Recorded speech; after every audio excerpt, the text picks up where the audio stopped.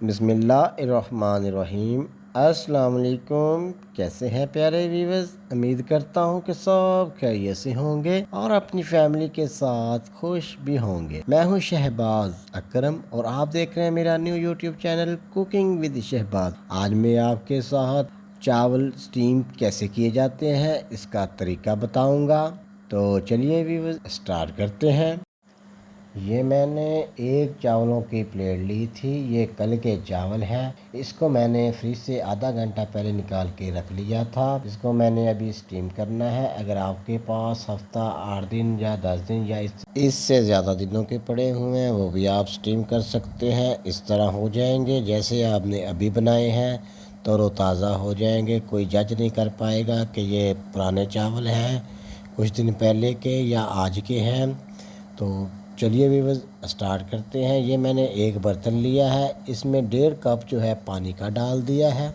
पानी का डालने के बाद ये मैंने स्टीमर लिया है बारीक जालीदार। जिस तरीके से ये है, आपके पास कोई प्लेट वगैरह या इस तरीके से कोई भी हो चीज़ वो आप रख सकते हैं। ये एक प्लेट चावलों के लिए थी, ये डाल देंगे अभी।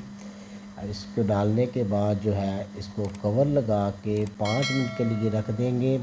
तो 5 मिनट के बाद मैं आपसे मिलता हूँ। फ्लेम जो इसका ऑन कर देंगे, मीडियम फ्लेम पे पकाएंगे। फ्लेम जो है हम इसका चला देंगे, ऑन कर देंगे। मीडियम फ्लेम पे पकाना है आपने। चावल जो है इस तरह हो जाएंगे जिस तरह आपने अभी जो है बनाए हैं। 5 मिनट के बाद जो है कवर उतार देंगे। उसके बाद जो है इसको अच्छे तरीके से चम्मच की मदद से हल करेंगे। इसको मिक्स करेंगे अच्छे तरीके से। उसके बाद जो है 5 मिनट इसको कवर फिर लगाएंगे। फिर उसके बाद जो है हम डिश आउट करेंगे। ये देखें चावल कितने खूबसूरत नज़र आना शुरू हो चुके हैं।